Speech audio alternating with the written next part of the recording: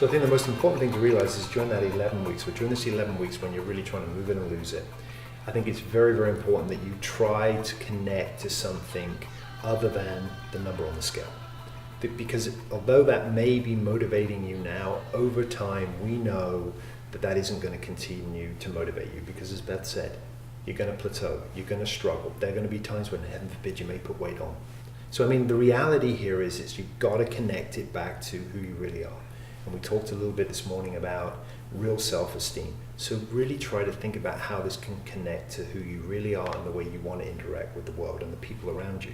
Because if you can do that, this becomes sustainable. This becomes part of who your new reality as to who you are. If it's just about the weight, at some point you're going to fall off the wagon and you're going to take a huge step back, and then you're going to have to start all over again. So I think that's a very, very important point to understand.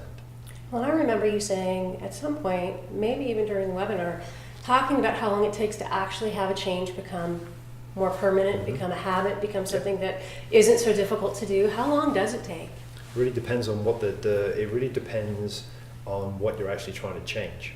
I'll give you a real example. Alcohol. If you're an alcoholic, it's for life. I mean, so there is no real, I'm cured. I mean, once an alcoholic, always an alcoholic. Same with all the addictions.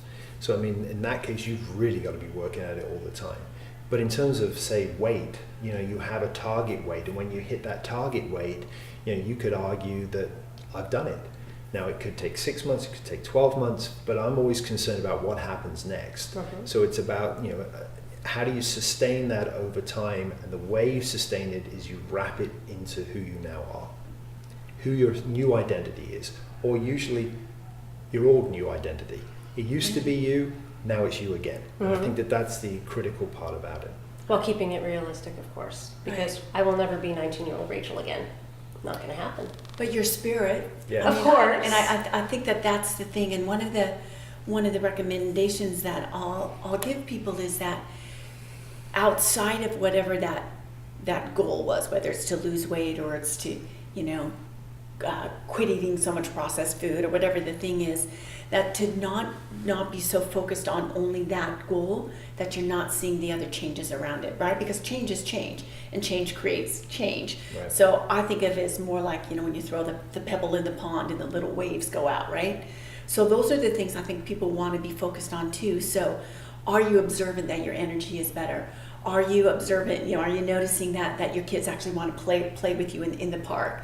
Are you noticing that you have a little bit more patience? Are you noticing that you're making better decisions at work after you go for a walk at lunchtime?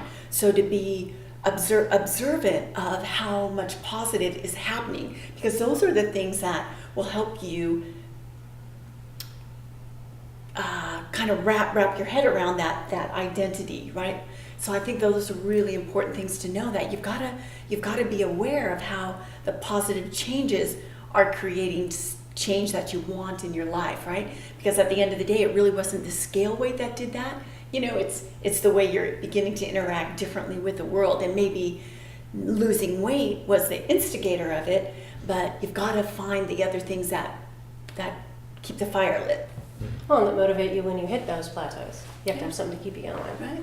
So if it's the thing of you've been getting up and walking two evenings after week, or 2 evenings a week after work with your spouse, at some point, what will be important is the fact that you've got that time with your spouse, where 6 months ago you're like, I couldn't even do that. I don't even have time for my family anymore. So you have to kind of wrap those things, those quality of life things in. And I think then it becomes a more sustainable picture. It's not, as you say, it's not out there somewhere. It's right here. It's right now, right?